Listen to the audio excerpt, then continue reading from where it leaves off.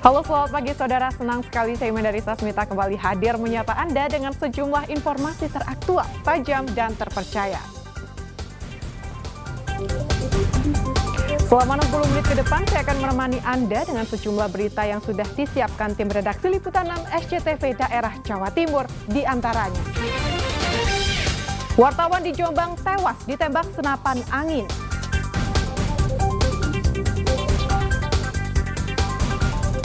Jelang dibukanya kembali wisata Bromo, warga buat sekat bakar. Meriahnya kolaborasi tari Gandrung Sewu dan atraksi airshow di Banyuwangi.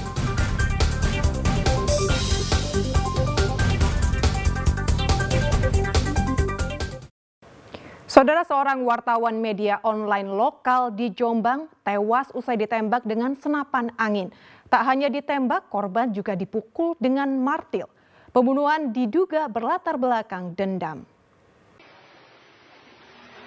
Tim forensik Rumah Sakit Bayangkara Kediri di RSUD Jombang menyampaikan kematian Sabto Sugiono, seorang wartawan media online lokal di Desa Jombang, Kabupaten Jombang. Tewas akibat peluru senapan angin yang ditembakkan oleh Muhammad Hasan alias Daim, tembus paru-paru dan bersarang di tulang belakang. Selain itu, kepala korban juga terdapat luka akibat pukulan benda tumpul.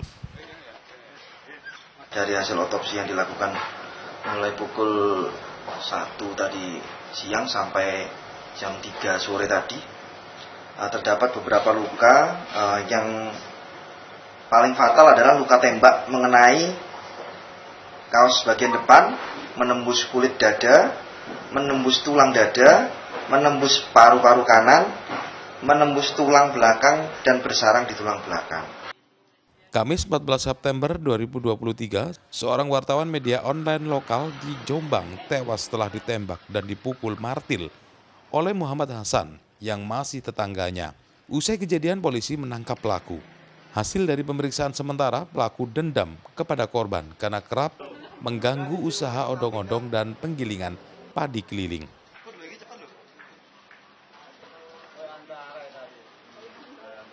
Korban swasta ya. Dalam tanda kutip ya, kalau ada informasi juga dari ini ya, dari wartawan, ya, dari media. Ada hubungannya dengan pemberitaan deh? Enggak, dari informasi awal berdasarkan keterangan saksi yang di lapangan tidak ada. Polisi masih mengembangkan kasus ini karena menduga pelaku mengidap gangguan kejiwaan. Polisi menjerat pelaku dengan pasal 340 KUHP tentang pembunuhan berencana. Ancaman hukuman mati atau minimal 20 tahun penjara. Dwi Mujiarso melaporkan dari Jombang. Saudara, belasan makam di area perkuburan umum di Jember dirusak oleh orang tak dikenal. Polisi masih menyelidiki motif pelaku karena sudah meresahkan warga dan terjadi 3 kali berturut-turut. Warga Wetan Kantor Kelurahan Jember Lor, Patrang Jember kembali resah karena perusakan makam di area pekuburan umum. Sebanyak 14 makam batu nisannya rusak, diduga dihancurkan dengan besi. Beberapa makam berlubang karena batu nisannya dijebol dan hilang. Perusakan makam yang terjadi 3 kali berturut-turut ini meresahkan masyarakat. Juga hadir di sini, ini sudah kejadian yang kedua kali. Makanya ini kejadian ini karena ini terlalu banyak, ini mungkin sudah pengerusakan ya, dalam antara pengerusakan. Makanya saya langsung laporan ke pihak Babinsa, Babinsa untuk dan warga juga, semua warga terutama keluarga korban itu hadir semua. Kemarin itu ramai di sini. Jadi mudah-mudahan nanti malam saya juga langsung koordinasi dengan pihak RKPW. Akan saya panggil semua di rumah untuk membicarakan permasalahan ini bagaimana.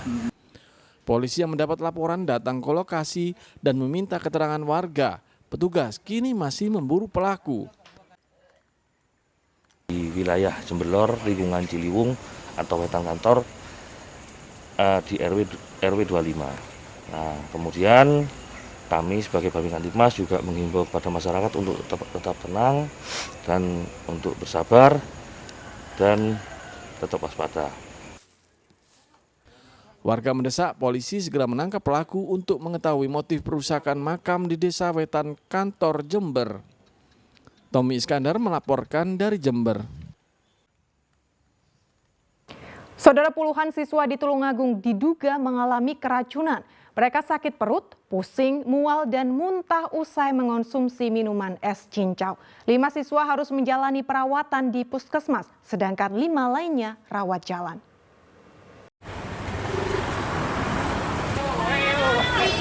Lima pelajar MTS Negeri 4 Tulungagung menjalani perawatan medis di Puskesmas Bandung, Tulungagung pada Sabtu pagi.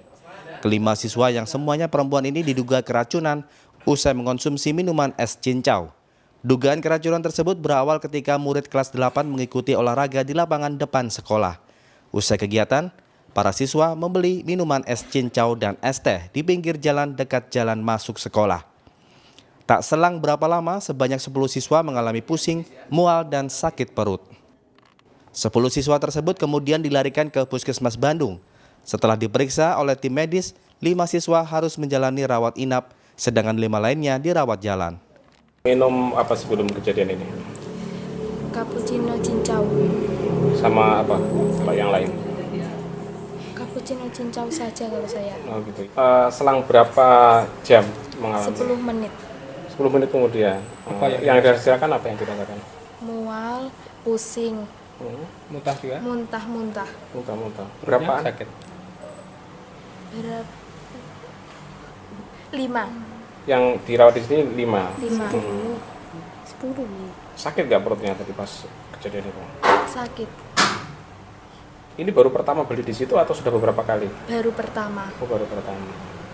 Nah, setelah selesai olahraga mau ganti baju dan sebagainya, tiba-tiba anak-anak muntah. Ada 5 anak yang muntah saat itu. Akhirnya kita kondisikan untuk sementara di UKS, akhirnya muntah terus, kita rujuk ke puskesmas. Di puskesmas kemudian diteliti dan sebagainya, harus opnam, harus diinfus karena mungkin cairannya sudah banyak yang ini. Sudah dihubungi orang tua juga sudah hadir di sana. Kemudian dari pihak puskesmas menindaklanjuti ke sini, mendata anak-anak, berapa anak yang minum tadi, berapa anak yang sudah di puskesmas dan mungkin ada efek-efek yang lain. Tadi dari data puskesmas itu dari 15 siswa yang minum minuman tadi itu 5 anak yang harus diopname, 5 anak yang rawat jalan dan 5 anak yang tidak berefek. Ya. Kepolisian masih menyelidiki kasus ini. Selain meminta keterangan saksi dan korban, polisi juga menyita sisa minuman sebagai barang bukti. Danus Sukendro melaporkan dari Tulungagung. Saudara, 3 warga negara asing asal Pakistan yang mencuri di sebuah minimarket di Surabaya dibekuk Polrestabes. Modusnya pelaku menukarkan uang asing ke rupiah untuk membuat penjaga toko sibuk hingga pelaku bisa menguras uang di laci.